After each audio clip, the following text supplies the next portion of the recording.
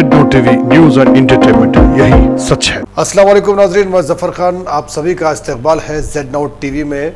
मुसलमानों, CM KCR को पहचानो पार्ट 26। मैंने अपने पिछले 25 वीडियो में तेलंगाना के मुसलमानों को ये बताने की कोशिश की कि किस तरह से केसीआर साहब पिछले 10 साल से मुसलमानों को नुकसान पे नुकसान पहुंचाते जा रहे हैं। अल्हम्दुलिल्लाह तेलंगाना के कई मुसलमान अब केसीआर साहब को पहचान चुके, मगर अभी कुछ और लोग पहचानना बाकी है। जिन्होंने अभी तक केसीआर साहब को नहीं पहचाना, उनके लिए आज का यह मेरा वीडियो बहुत जरूरी है। रिसेंटली केसीआर साहब ने 2023 के असेंबली इलेक्शन के लिए टीआरएस के एमएलए कैंडिडेट्स की लिस्ट डिक्लेयर की, जिसमें उनका खुद का नाम गजवेल से और कामारेड्डी से आया। मैं नहीं समझता कि केसीआर साहब को गजवेल कॉन्स्टिट्यूंसी में कुछ हारने का खौफ है, क्योंकि एक सीएम होने के नाते उनको वहां की आवाम ने 2018 के इलेक्शन में काफी सपोर्ट किया और एक बड़ी मेजॉरिटी से 60,000 वोटों की मेजॉरिटी से वहां पे उनको जिताया। शायद कि वो अब के भी वहां से जीत हासिल करेंगे एक बड़ी मेजॉरिटी से। उसके बावजूद भी केसीआर साहब क्यों कामारेड्डी से कॉन्टेस्ट करना चाह रहे हैं, जबकि आपको मालूम होना चाहिए कि इंडियन कॉन्स्टिट्यूशन के हिसाब से अगर कोई आदमी 2 कॉन्स्टिट्यूंसी से अगर इलेक्शन लड़ता है तो और 2 पर भी वो जीत हासिल करता है तो उसको एक कॉन्स्टिट्यूंसी से रिजाइन देना पड़ेगा और दूसरी को कंटिन्यू करना पड़ेगा।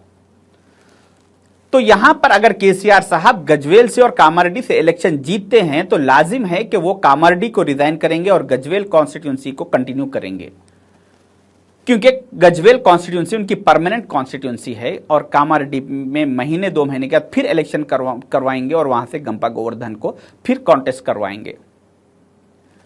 ये सब जानते हुए भी केसीआर साहब क्यों कामारेड्डी से ही कॉन्टेस्ट करना चाह रहे हैं?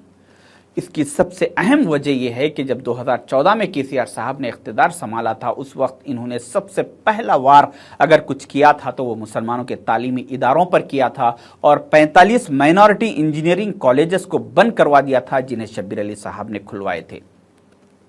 उसके बाद दूसरा वार केसीआर साहब का वक्फ बोर्ड के रिकॉर्ड सेक्शन पर रहा।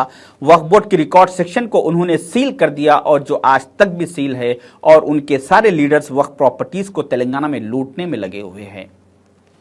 उनका तीसरा वार रहा पब्लिक सर्विस कमीशन डिपार्टमेंट पर, जहां पर पिछले 75 साल से मुसलमानों की नुमाइंदगी हर हमेशा हुआ करती थी, वहां से मुसलमानों की नुमाइंदगी का उन्होंने सफाया कर दिया। उनका चौथा वार रहा तेलंगाना के यूनिवर्सिटीज के वाइस चांसलर्स पर, जहां पर हर हमेशा 2 से 3 मुसलमान वाइस चांसलर हुआ करते थे, उसमें से भी केसीआर साहब ने मुसलमानों का सफाया कर दिया। ऐसे मैं आपको 40 वार और केसीआर साहब के गिना सकता हूं। इसलिए केसीआर साहब नहीं चाहते कि कोई मुस्लिम लीडरशिप आए असेंबली में उनके सामने ठहर के उनसे आंख में आंख डाल के उनसे उनके इन कारनामों के बारे में सवाल करे, जबकि दूसरे और 7 एमएलए वहां पर असेंबली में मौजूद है, उनकी अलायंस पार्टी के और उनकी खुद की पार्टी का एक एमएलए, 8 एमएलए, वो कभी उनके खिलाफ कोई आवाज नहीं उठाते, क्योंकि केसीआर साहब ने बता दिया कि मुझे सिर्फ हाँ सुनने की आदत है, ना सुनने की आदत नहीं है। उन लोगों को बताने के बाद उन लोग सिर्फ हाँ में उनका जवाब दिया करते हैं।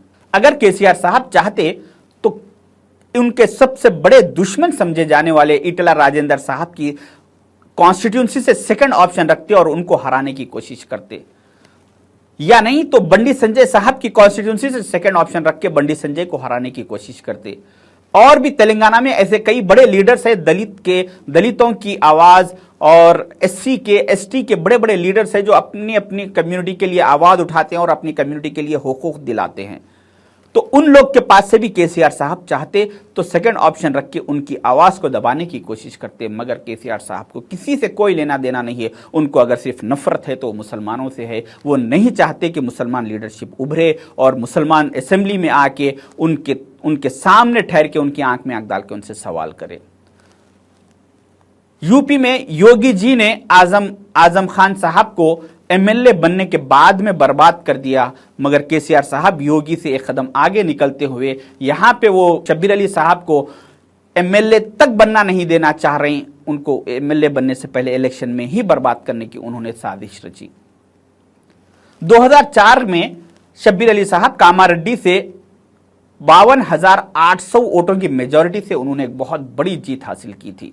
उस वक्त के होने वाले सीएम वाईएसआर राजशेखर रेड्डी साहब को 40,700 की मेजॉरिटी आई थी, उनसे ज्यादा मेजॉरिटी शब्बीर अली साहब को आई थी, जिसकी वजह से कांग्रेस की हाईकमांड ने शब्बीर अली साहब को कैबिनेट मिनिस्ट्री देते हुए उनको 3 मिनिस्ट्री दिया और सिटी इंचार्ज मिनिस्टर बनाते हुए उनको कांग्रेस में सेकंड पोजीशन पर रखा, जिसके बाद उन्होंने 4% रिजर्वेशन पर काम किया, जिसकी वजह से आज करीब 20 लाख मुसलमानों को उसका फायदा हुआ और 7 माइनॉरिटी मेडिकल कॉलेजेस ओपन किए, जिसकी वजह से आज हजारों डॉक्टर्स बन के आ रहे हैं और 56 माइनॉरिटी इंजीनियरिंग कॉलेजेस ओपन किए। ऐसे तालीमी इदारों में मुसलमानों को जमीन से उठाकर उन्होंने आसमान पे बिठाने की कोशिश की उनके दौर इख्तिदार में 10 साल में।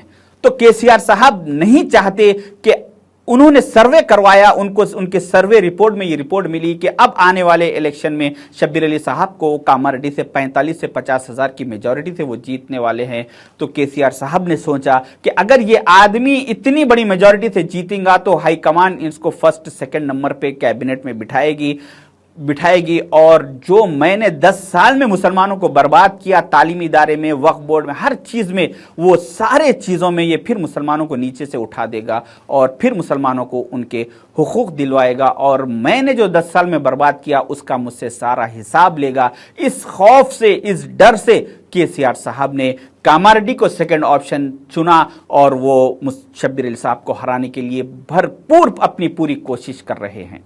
मैं कामारेड्डी के लोगों से कहना चाहूंगा कि आप लोग एकजुट होकर शब्बीर अली साहब को फिर एक बार जिताइए, कांग्रेस को वहां से कामयाबी दिलाइए। खासकर वहां के मुसलमानों से मैं ये अपील करूंगा कि आप लोगों के हाथ में शब्बीर अली साहब का मुस्तकबिल नहीं है, आप लोगों के हाथ में तेलंगाना के 60 लाख मुसलमानों का मुस्तकबिल है। अगर आप लोग चाह रहे हैं कि 60 लाख मुसलमानों के लिए कुछ फायदा हो तो आप लोग को चाहिए कि एकजुट हो कि एक एक फैमिली के वोट को कांग्रेस के हक में इस्तेमाल करे और केसीआर को जो मुसलमानों का दुश्मनी उन्होंने मुसलमानों से जाहिर की उसका केसीआर साहब को जवाब दे।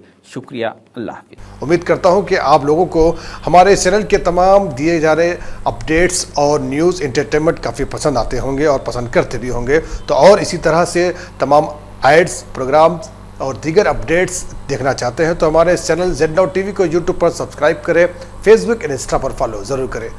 अब मुझे दीजिए इजाज़त, देखते रहिए Z Now TV, यही सच है।